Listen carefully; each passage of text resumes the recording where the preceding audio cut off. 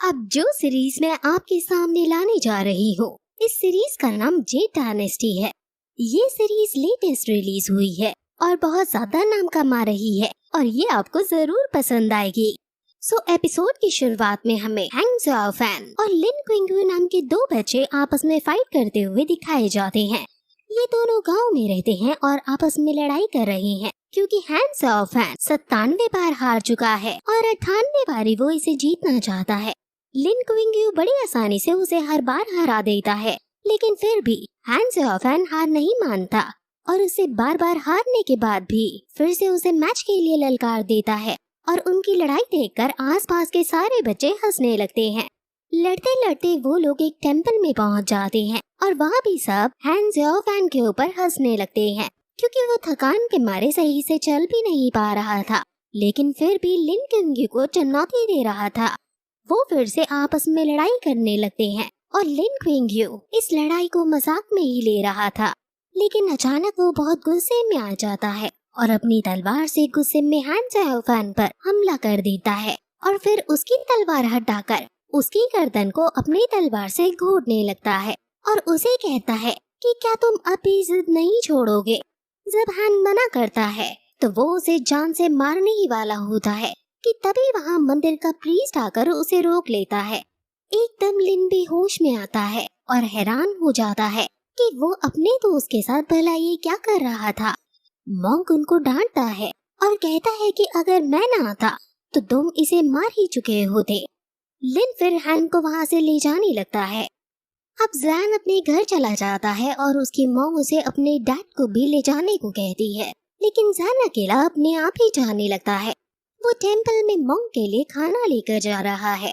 अब मॉन्क जो कि टेंपल में बैठे थे, उन्हें आसमान में किसी अनहोनी के होने का अनुभव होता है और वो तुरंत बाहर जाते हैं। वहीं ज़ैन जो टेंपल की तरफ आ रहा था, उसकी तरफ कोई ब्लैक शैडो आती है और तभी फिर मॉन्क उस शैडो को नोटिस करके उसे मारने के लिए आगे दौड़ते हैं और ज़ैन को बचा लेते हैं। मॉन्क शैडो को डांटते हुए कहते हैं कि आखिर तुम शैतान कौन हो जो एक बच्चे को अपना शिकार बना रहे हो। वो शैडो जब मॉन्क पर भी हमला करने लगती है तो मॉन्क भी अपनी पावर का यूज करके शैडो पर हमला कर देती है। मॉन्क मार्शल आर्ट्स में एक्सपर्ट है और वो शैडो मैन अपना असली रूप ले लेता है और दोनों के बीच कॉम्बैट फाइट शुरू होने लगती है, जिसमें मॉन्क आसानी से उसे हरा रहे होते हैं। वो आदमी फिर अपनी पावर का यूज करता है और उसके पास इविल पावर्स हैं। मॉन्क उसको देखकर गुस्सा करते हुए कहते हैं कि आखिर इस इविल को प्रैक्टिस करने की तुम्हारी हिम्मत कैसे हुई। मॉन्क फिर अपनी आइकॉनिक पावर का यूज करते हुए उस पर हमला करते हैं।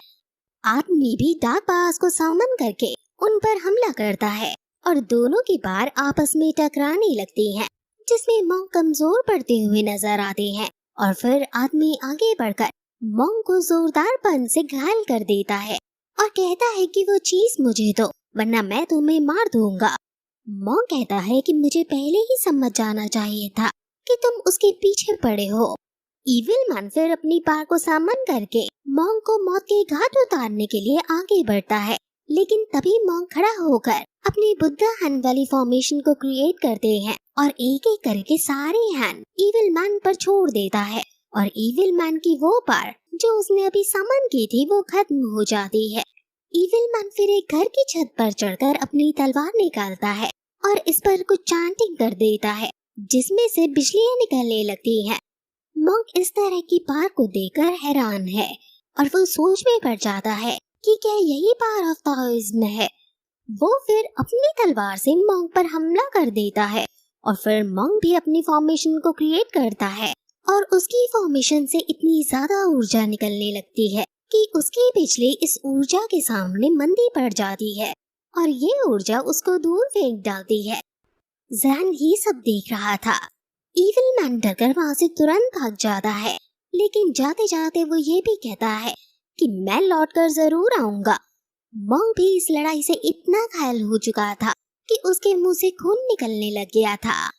लिन और ज़ैन भी इनकी लड़ाई की ऊर्जा से बेहोश हो गए थे और मॉन्क इनको पेड़ के किनारे बैठाता है और कहता है कि अगर ये दोनों लड़के शैडो के हाथ में पड़ जाते तो पता नहीं क्या होता। जो मेरी बहुत पुरानी बुद्धिज्म और ताओइज्म को प्रैक्टिस करने की इच्छा थी, वो मैं चाहता हूँ कि जल्द से जल्द पूरी हो। वो फिर अपने भगवान को याद करते हैं, लेकिन तभी वो अपने हाथ में शैडो का जहर देखता है और समझ आता है कि आज से तीसरे दिन उसकी मृत्यु हो जाएगी। वो फिर जैन की नर्व्स चेक करता है और उसको हील करने की कोशिश करता है। वो कहता है कि तुम अपने दोस्त की भी चिंता मत करो, तुम्हारा दोस्त भी ठीक हो जाएगा और तुम अब सीधे सुबह ही उठोगे। वो फिर उससे पूछता है कि आसपास तूफान आ रहा है, तो तुम यहाँ इतनी रात को क्या कर रहे हो? जिस पर जैन बताता है कि मैं आपके लिए खाना लाया था। ये सुनकर मॉन्क खुश हो जाता है और कहता है कि अब मैं समझ गया हूँ, ये सब बुद्धा की इच्छा है और ऐसा होगा। ये पहले ही भाग्य में लिखा जा चुका था। वो फिर उसे बताता है कि लाओना स्पिरिचुअल प्रैक्टिसेस का एक सेट है, उसे कोई भी सीख सकता है। क्या तुम उसे सीखना चाहोगे?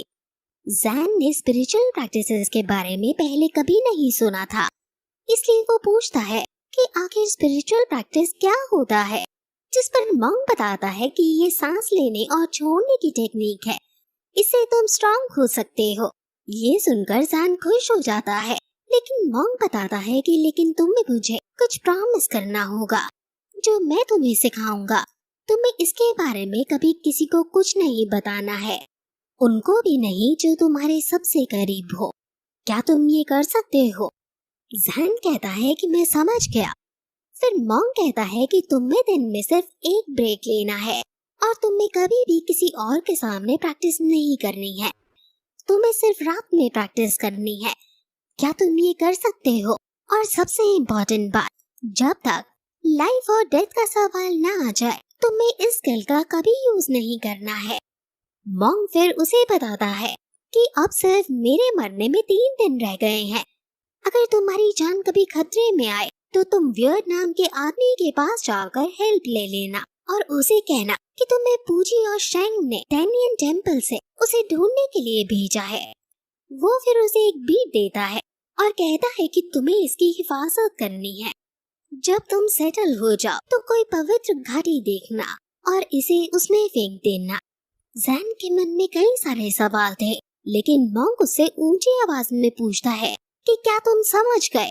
और जो नाम मैंने अभी तुम्हें बताया, कभी भी किसी और के सामने उन नामों को अपने मुंह पर मत लाना। अब मॉन्क दुखी होते हुए कहता है कि मुझे नहीं पता कि अब हम कभी मिलेंगे या नहीं। अब फिर वो उसे सन कहकर पुकारता है और कहता है कि तुम मुझे मास्टर कहो ताकि हमारा रिलेशन स्थापित हो सके। जैन घुटनों पर बैठकर उनको ग्रीट करके मास्टर कहता है और फिर उनके पीछे पीछे चल पड़ता है। और फिर अगली सुबह लिन की आंखें खुलती हैं और उसे अपने बगल में जैन सोता हुआ देखता है। वो उसे उठाता है और जैन उठते ही मास्टर शिफू कहता है। लिन कहता है कि कौन मास्टर शिफू? आखिर तुम क्या कह रहे हो और यहाँ चल क्या रहा है?